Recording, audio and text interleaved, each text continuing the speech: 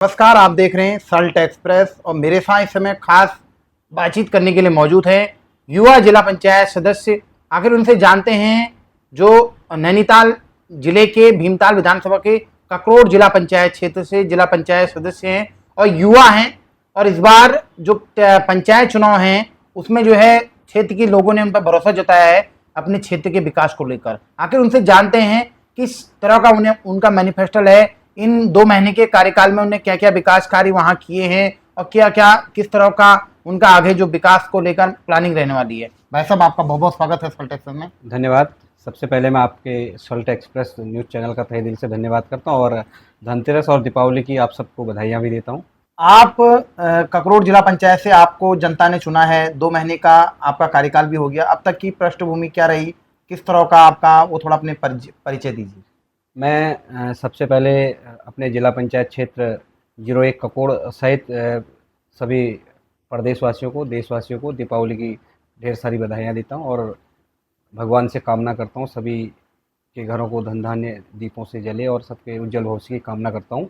और साथ ही जैसा कि आपने कहा कि अभी तक 2 माह के कार्यकाल में क्या क्या किया आपने, और मैं अभी लगातार मैं अपने क्षेत्र जिला पंचायत क्षेत्र के अंतर्गत ग्राम पंचायतों का दौरा किया मैंने और सभी को जनसंपर्क के माध्यम से धन्यवाद कार्यक्रम किए। और जो भी विगत दिनों अत्यधिक बारिश होने से जो आपदा ग्रस्त क्षेत्र थे उन जगहों पर गए और अभी हम आपदा मद से जो हमारे एस्टीमेट बन रहे हैं, एस्टीमेट बनाने का काम कर रहे हैं उनको। और किसी के आंगन की दीवार गिर गई है, कहीं पे हमारी सड़कें टूट चुकी हैं और कहीं पे नाले गधेरों से हमारे खेत ढह गए हैं। तो सबको आपदा मद में लेकर के सबको एस्टीमेट बना करके जल्दी उन पर कार्रवाई होगी और जल्दी धरातल पर कार्य किए जाएंगे।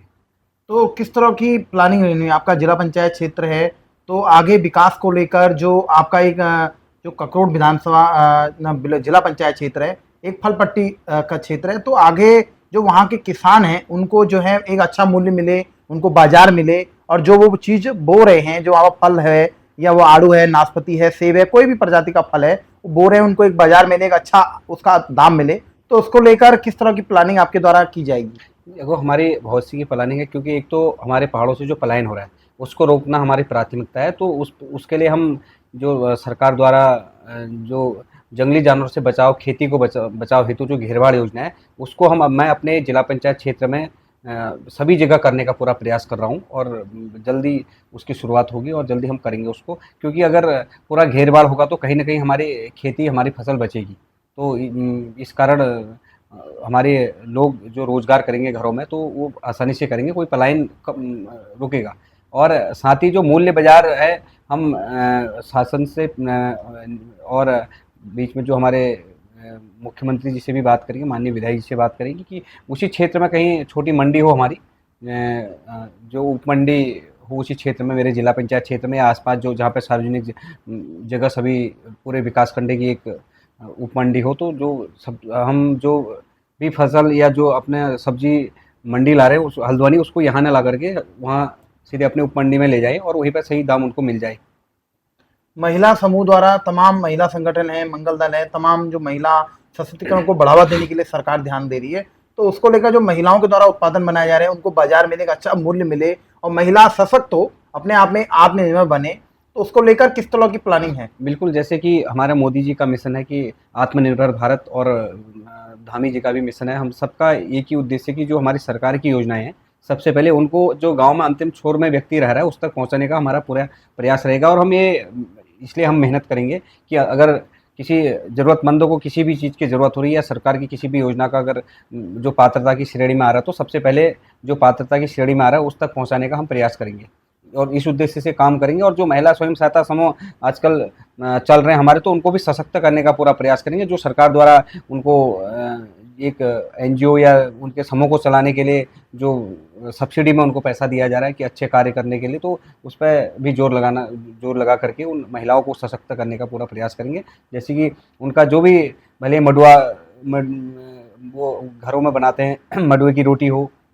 या अन्य जो भी उत्पाद वो घरों में बनाते हैं, माल्टा या अन्य उत्पादों को जो घर पर ही बनाने का प्रयास करते हैं हमारे महिला स्वयं सहायता समूह, तो वो कहीं ना कहीं अगर कभी कोई कहीं पे मेला हो रहा है या अन्य हो रहा है उनको वहाँ पे स्टॉल मिले और बड़े कहीं पे प्रोग्राम हो रहे तो हमारे क्षेत्र की महिलाओं को वहाँ पे प्राथमिकता मिले, और इसलिए इसके लिए हम काम करेंगे जो कि वो घर पहाड़ में जो बना रहे हैं वो यहाँ बाजार मूल्य में या बाजार रेट में और बाजार में दिखे।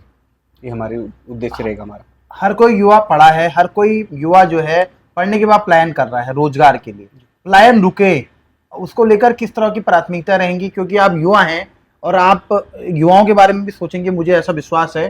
तो युवाओं का जो प्लान है रुके, और जो पहाड़ का पानी और पहाड़ की जवानी है वो पहाड़ में रुकी रहे, उसको लेकर किस तरह की प्लानिंग रहने वाली है? बिल्कुल, पहाड़ का पानी और पहाड़ की जवानी पहाड़ में ही रहे, ये हम सबका मानना है। लेकिन कुछ ऐसी परिस्थितियां हैं उस क्षेत्र में हमारे कि कोई बड़ा इंडस्ट्रीज एरिया नहीं है, तो और अन्य कोई इतने बड़े रोजगार उस क्षेत्र में नहीं है, तो तब हमारे लोगों को क्योंकि सबसे पहले हमें शिक्षा, स्वास्थ्य, वो चीज़ उसके लिए बेहतर प्रयास करने उस क्षेत्र के लिए। अगर उस क्षेत्र में हम एक सशक्त शिक्षा, एक अच्छी शिक्षा की व्यवस्था कर पाएंगे और एक स्वास्थ्य की सुविधा कर पाएंगे, तो कहीं ना कहीं हद तक जो पलायन हो रहा है वो रुकेगा भी। और जो पलायन होने का जो पहाड़ों से मुख्य कारण ये है कि जैसे हम लोग पहाड़ से निकल के आते हैं, तो हम हल्द्वानी आते हैं, ओखलकांडा से हम हल्द्वानी आते हैं, तो यहाँ पे हम लोग किराए पे रह लेते हैं, 3-4 5 हज़ार का कमरा लेते हैं और यहीं कहीं हम पार्ट टाइम जॉब भी कर लेते हैं और कॉलेज भी कर लेते हैं। तो कहीं ना कहीं ये इस तरीके से हम लोग यहाँ आकर के रोजगार करते हैं और फिर घर का अपना जो भी दिनचर्या या अन्य व्यवस्थाएं देखते हैं, तो इसलिए मजबूरन हमें यहाँ आना पड़ता है। और कहीं ना कहीं अगर हमें ठीक ठाक हमारे क्षेत्र में कोई इंडस्ट्रीज एरिया हो जाए या कोई अन्य बड़े प्रोजेक्ट हो जाए तो पलायन रुकेगा। आगे किस तरह की प्लानिंग है? क्योंकि आपने 2 वर्षों का जो आपका कार्य, 2 महीने आपको अभी जिला पंचायत में हुए, तो आगे जिला पंचायत के विकास को लेकर एक आदर्श जिला पंचायत बने, एक विकास जिला पंचायत बने, और आपकी एक जिला पंचायत पहली जिला पंचायत है, 1 नंबर आपके जिला पंचायत का 1 नंबर है, पहली जिला पंचायत है, वो सशक्त बने, उसको लेकर किस तरह की प्लानिंग आगे रहने वाली है इन 5 सालों में? देखिए, मेरा उद्देश्य जो है कि 01 ककोड़ जिला पंचायत क्षेत्र जो जनपद नैनीताल में 01 से है मेरी जिला पंचायत शीट, तो मेरा यही उद्देश्य रहेगा कि जो 1 नंबर है तो 1 ही नंबर में ही रहे। तो इसके लिए इस उद्देश्य से मैं कार्य कर रहा हूँ और करूँगा भी आगे को। जो भी सरकार की योजनाएं हर लास्ट में खड़े व्यक्ति तक पहुँचाने का प्रयास करूँगा, और जिस भी विभाग से, जिस भी मद से जो कार्य होते हैं उस मद से करेंगे हम।